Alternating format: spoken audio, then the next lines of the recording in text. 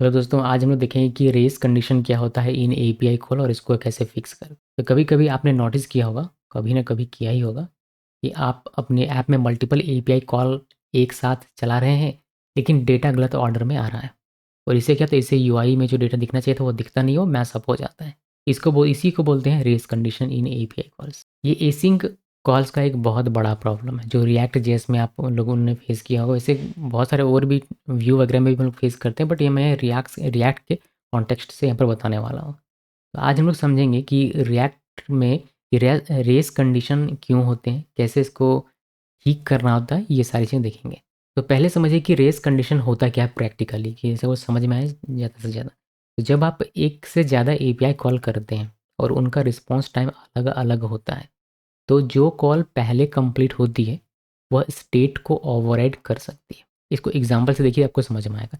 जैसे मैंने यहाँ पर एक एग्जांपल लिया और मैंने सिमुलेट किया है, बिकॉज मैं यहाँ पर एपीआई यूज़ कर रहा हूँ जेसन प्लेस होल्डर का। और लेकिन ये इसका सर्वर बहुत फास्ट है तो जल्दी से आ जाएगा, फिर आपको डिले वो दिखेगा नहीं। नॉर्मली ये प्रॉब्लम होती है जब आप बड़े डेटा के साथ काम कर रहे होते हैं, या फिर आपका सर्वर अगर डिले हो जा रहा है, स्लो हो जा रहा है, तो उस वक्त आपको ये प्रॉब्लम होती है। तो थोड़ा सा उसको सिमुलेट करने के लिए मैंने यहाँ पर डिले, आर्टिफिशियल डिले लगाया हुआ, यहाँ पर देख सकते हैं आप। तो ये लगाया हुआ, ये ऐप के अंदर में एक हमने स्टेट बनाया, डेटा सेट स्टेट और फैच। ये अभी क्लियर भूल जाए तो हम लोग क्या कर रहे हैं, हम लोग एक रिक्वेस्ट कर रहे हैं एपीआई, इसमें रिस्पॉन्स आएगा, रिजल्ट में दिखिएगा, और सेट डेटा फॉर आईडी ये मैंने बस ऐसे लिखा हुआ है कि किसके लिए सेट हो रहा है। उसके बाद दो बटन है यहाँ पर, फैच डेटा, ये जो हमने फंक्शन बनाया हुआ ये एक आईडी लेता है, तो उसको हमने यहाँ पर दिया कि 1 और 2, और यहाँ पर पोस्ट 1 स्लो, पोस्ट 2 फास्ट, और जो डेटा है वो आपको यहाँ पर दिखेगा। इसका क्या मतलब है ये वाला, देखिए मैं आपको दिखाता हूँ। तो हमने क्या किया, कॉन्स्टेंट डिले लगाया हुआ, आईडी में हमने दिया कि इक्वल इक्वल अगर 1 है तो 200 मिली सेकेंड रहेगा इसका, और ये 500 मिली सेकेंड रहेगा। तो अगर 1 है यानी कि स्लो वाला जाता है, ये वाला जाता है, तो इसका जो रिस्पॉन्स मिलेगा वो 2 सेकंड में मिलेगा, यानी थोड़ा सा लेट से मिलेगा। और अगर 1 के अलावा कुछ और होता है, मान लीजिए 2 है यहाँ, जैसे ये 2 जाएगा तो उसका 500 में, यानी कि इस बटन में क्लिक करेंगे तो वह रिस्पॉन्स करने में 2 सेकंड लेगा, इस बटन को क्लिक करेंगे तो वह रिस्पॉन्स करने में 500 मिली सेकंड लेगा, यानी कि आधा सेकंड लगभग आप कह सकते हैं कि उतना लेने वाला है। ये हमने बस सिमुलेट करने के लिए कि हमारा जो एपीआई कॉल का रिस्पॉन्स वो डिलेज है, इसीलिए हमने ये किया हुआ है। अवेट किया, न्यू प्रॉमिस रिजॉल्व, और सेट टाइम आउट करके हमने ये लगा दिया। तो ये 2 लाइन है सिमुलेट करने के लिए कि हमारा जो एपीआई कॉल है थोड़ा सा डिले में आए, जिससे कि हम लोग रेस कंडीशन यहाँ पर क्रिएट कर सकें आर्टिफिशियली। तो चलिए इसको एग्जाम्पल में देखते हैं और समझते हैं कि हुआ क्या और होता क्या, और रेस कंडीशन एक्चुअली में क्या है। इसको मैंने रिफ्रेश किया। हमें यहाँ पर क्या करना है, हमें यहाँ पर पोस्ट 1 में क्लिक करना है, फिर हमें पोस्ट 2 में क्लिक करना है, और जल्दी-जल्दी क्लिक करना है। और क्या होगा ये देखिए, पोस्ट 1 2 सेकंड लेगा और पोस्ट 2 500 मिलीसेकंड लेगा। तो पोस्ट 2 का डेटा जल्दी से आएगा, जो भी होगा कॉल, तो जल्दी से हमारा डेटा आएगा। और फिर जब पोस्ट 1 जो कि स्लो, जो कि 2 सेकंड के बाद आना, जब वह डेटा आएगा तो वह पोस्ट 2 के डेटा को ओवरराइट कर देगा। यही प्रॉब्लम है और यही इसी को कहते हैं रेस कंडीशन। देखिए मैं क्लिक करता हूँ, पहले मैंने इसको क्लिक किया, फिर मैंने इसको क्लिक किया। अभी पोस्ट 2 का डेटा देखिए, data for post 2, data for post 1 आपको यहाँ पर कंसोल में दिख भी रहा होगा, इसलिए मैंने इसको लिख दिया था। तो यहाँ पर आप देख सकते हैं कि डेटा हमारा ओवरराइड हो, यानी कि हमारा लेटेस्ट कॉल कौन सा था, पोस्ट 2, तो पोस्ट 2 का डेटा यहाँ रहता तो हम लोग कहते हैं कि भाई चलो, लेकिन जस्ट बिकॉज थोड़ा सा डिले से आया तो हमारा स्टेट चेंज हुआ, और पोस्ट 1 का डेटा आपको, यानी कि पुराना डेटा यहाँ पर आपको दिखने को मिल रहा है। ये होता है रेस कंडीशन। अब देखिए कि इसको ठीक कैसे करते हैं। तो ठीक करने के मैं आपको 2 तरीके बता रहा हूँ। पहले तरीके हम लोग एक ट्रैकर लगाएंगे कि भाई कौन सा लेटेस्ट कॉल हो रहा है, उसका डेटा आपको रखना है। और दूसरे वाले में हम लोग डिसेबल का यूज़ करेंगे कि पहला वाला जब तक रिस्पॉन्स ना आ जाए तब तक दूसरे वाले को रिक्वेस्ट करने का मौका ही ना दो। तो वैसा भी कर सकते हैं। तो मैं आपको पहले बताता हूँ कि ट्रैकर का कैसे यूज़ करते हैं।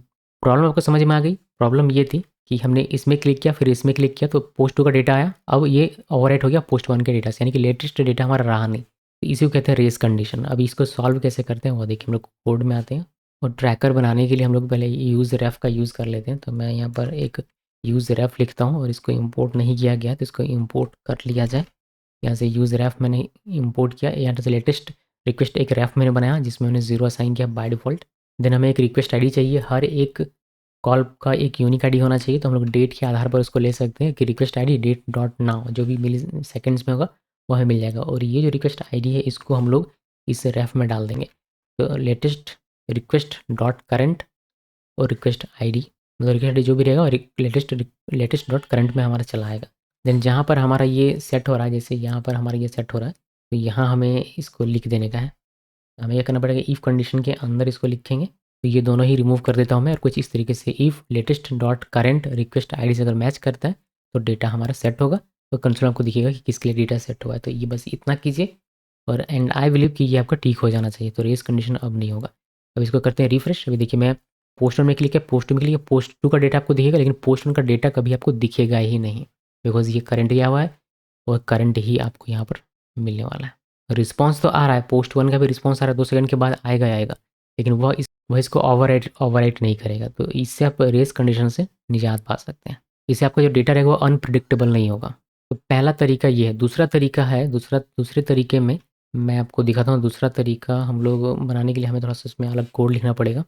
तो मैं क्या करता हूँ, मैं कोड मैंने लिख दिया हुआ है। देखिए यूज़ स्टेट लिखा है, रिएक्ट ऐप ये डेटा है, सेट डेटा है, इज़ फैचिंग सेट इज़ फैचिंग हमने बनाया हुआ है, इसे हम लोग ट्रैक करेंगे और फेच डेटा हमारा सेम एज़ इट इज़ है। यहाँ पर हम लोगों ने लिखा हुआ कि if is फैचिंग return set is फैचिंग true, ये हमने लिखा हुआ है। देन जो डिले करने का था हुआ और यहाँ पर ये सब तो हमने दिखा ही था। यहाँ पर सेट इज़ फैचिंग हम लोग फॉल्स कर रहे हैं और यहाँ पर हम लोग ऑन क्लिक पे अब फैच डेटा 1 और डिसेबल इज़ फैचिंग ट्रू या फॉल्स के आधार पर ये अपना डिसेबल इनेबल होगा, यानी कि एक बार में एक बटन ही हमारा काम करेगा, ये कहने का मतलब है। सो अभी आप अगर यहाँ पर आते हैं और अगर आप इसमें रिफ्रेश करते हैं, आप यहाँ पर क्लिक करेंगे तो ये दोनों ही बटन को डिसेबल कर देगा और ये जब तक रिस्पॉन्स नहीं आएगा तब तक ये दूसरा हाईलाइट नहीं होगा। तो सेट किया डेटा फॉर 1, अभी जब इसमें क्लिक करेंगे तो इसका आएगा, तो इसका सेट होगा। तो इससे अनप्रिडिक्टेबल आपका डेटा आपके यूआई पर दिखेगा नहीं। इससे भी आप रेस कंडीशन को ठीक कर सकते हैं, ये वाला काम करके।